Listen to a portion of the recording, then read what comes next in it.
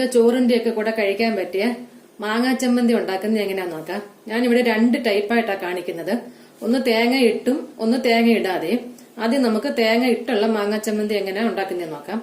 അതിനുവേണ്ടി ഞാൻ 1/2 കപ്പ് തേങ്ങ എടുത്തേക്കുന്നത്. കുറച്ച് നല്ലതായിട്ട് കൊള്ളിച്ച ഞാൻ 1/2 കപ്പ് എടുത്തേക്കുന്നത്. 1/2 കപ്പ് എന്ന് പറയുമ്പോൾ ഒരു 6 ടേബിൾ സ്പൂൺ വരും. ഈ വലിയ സ്പൂണില്ലേ നമ്മുടെ ടേബിൾ സ്പൂൺ, അതിന് 6 ടേബിൾ സ്പൂൺ. ഒരു ചെറിയ തേങ്ങയുടെ അരമുറി ഞാൻ തിരുമ്മിയിട്ടുണ്ട്. ഇതിലോട്ട് ഞാൻ ഇതുപോലൊരു പീസ് മാങ്ങ എടുത്തേക്കുന്നത്. ആവശ്യത്തിന് പുളിയേ ഉള്ളൂ, ഒരുപാടങ്ങ് പുളിയില്ല ഇതിന്.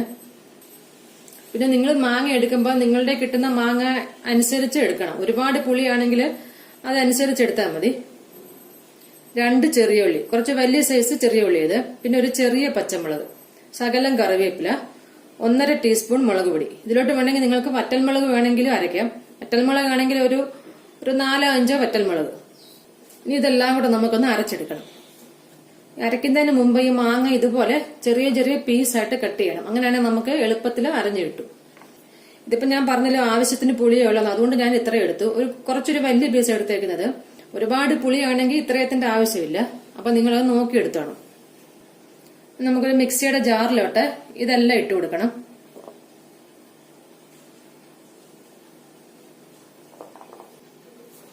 ഈ ചെറിയ ഉള്ളി ഒന്ന് 2ആയിട്ട് കട്ട് ചെയ്തിട്ടിട്ടു. അങ്ങനെയാണെങ്കിൽ പെട്ടെന്ന് അരയും.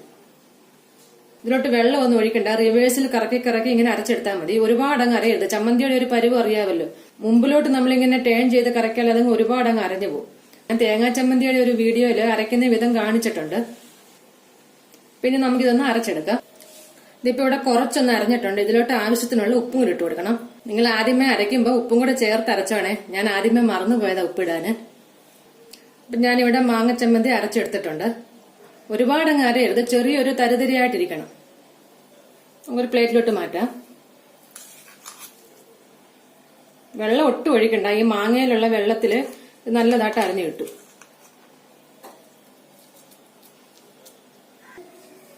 ഇത് ഞാനിപ്പോ ഒരു പ്ലേറ്റിലോട്ട് മാറ്റിയിട്ടുണ്ട്. ഇനി നമുക്ക് തേങ്ങ ചേർക്കാതെയുള്ള മാങ്ങ ചമ്മന്തി നോക്കാം. ഞാൻ അതിനുവേണ്ടി 10 വറ്റൽമുളക് എടുത്തേക്കുന്നത്. അതുപോലെ 2 ചെറിയ ഉള്ളി, കുറച്ച് വലിയ സൈസിലെ 2 ചെറിയ ഉള്ളി എടുത്തേക്കുന്നത്. അതുപോലെ ചെറിയൊരു പീസ് മാങ്ങ. നമ്മളിപ്പോ തേങ്ങാ ചമ്മന്തിക്ക് എടുത്ത് അത്രയും പീസ് ഞാൻ എടുത്തിട്ടില്ല. അതിനെക്കാട്ടില് ചെറിയൊരു പീസ് എടുത്തേക്കുന്നത്. കാരണം ഇതിൽ മുളക് മാത്രമല്ലേ ഉള്ളൂ. അപ്പൊ ഒരുപാടങ്ങ് പുളി വേണ്ട, പാകത്തിനുള്ള പുളി മതി. ഈ മാങ്ങായും അരയ്ക്കുന്നതിന് മുമ്പ് ഇതുപോലെ ചെറിയ ചെറിയ പീസായിട്ട് കട്ട് ചെയ്യണം. ആദ്യമേ നമുക്ക് ഈ മുളകൊന്ന് വറുത്തെടുക്കണം.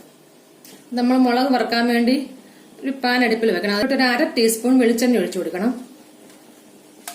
ഈ മുളക് ഒന്ന് വറുത്തെടുക്കണം. ഒരു മീഡിയം ഫ്ലെയിമിൽ വെച്ചൊന്ന് വറുത്തെടുത്താൽ മതി.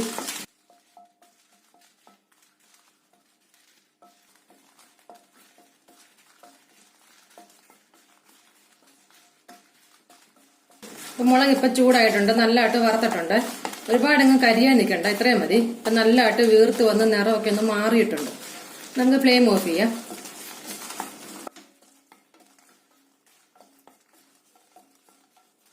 ഓഫ് ചെയ്തിട്ട് ഒന്നും കൂടെ ഒന്ന് ഇളക്കണം.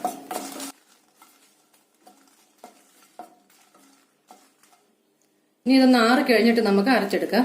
മുളക് ഇപ്പൊ ഇവിടെ ആറിയിട്ടുണ്ട്. ഒരു മിക്സിയുടെ ജാറിലോട്ട് അത് ഇട്ട് കൊടുക്കണം. പിന്നെ ഈ ചുമന്നുള്ളിയും മാങ്ങയും അതും ഇട്ട് കൊടുക്കണം. ഇതിലോട്ട് ആവശ്യത്തിനുള്ള ഉപ്പും കൂടി ഇട്ട് കൊടുക്കണം. എന്നിട്ട് ഇത് നല്ലതായിട്ട് അരച്ചെടുക്കണം. ഇതിപ്പോ ഞാനിവിടെ കുറച്ചരച്ചിട്ടുണ്ട്. ഇതിലോട്ട് ഇനി ഒരു 3 ടീസ്പൂൺ വെള്ളം കൂടെ ചേർത്ത് വേണം അരയ്ക്കാൻ. നമ്മൾ തേങ്ങാ ചമ്മന്തിയുടെ കൂട്ട് കട്ട ചമ്മന്തി അല്ല, കുറച്ചൊന്ന് നല്ല പേസ്റ്റ് പോലെ വേണം ഇതിരിക്കാൻ. ഇതിപ്പോൾ ഞാൻ നല്ലതായിട്ട് അരച്ചെടുത്തിട്ടുണ്ട്. ഇത് അരയ്ക്കുമ്പോൾ നല്ലതായിട്ട് അരയ്ക്കണം. അപ്പൊ അതിന് വേണ്ടുന്ന വെള്ളം ഒഴിച്ചു കൊടുത്ത് അരയ്ക്കണം. ഇത് നമുക്ക് ഈ പ്ലേറ്റിലോട്ട് മാറ്റാം.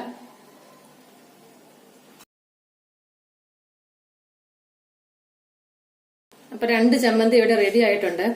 നമുക്ക് പെട്ടെന്ന് തന്നെ ഇത് റെഡിയാക്കാൻ പറ്റുന്ന 2 ടൈപ്പ് ചമ്മന്തിയാ.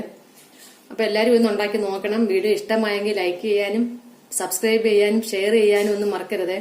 പിന്നെ നിങ്ങളുടെ കമന്റ്സ് ഒക്കെ അറിയിക്കണേ. Thank you.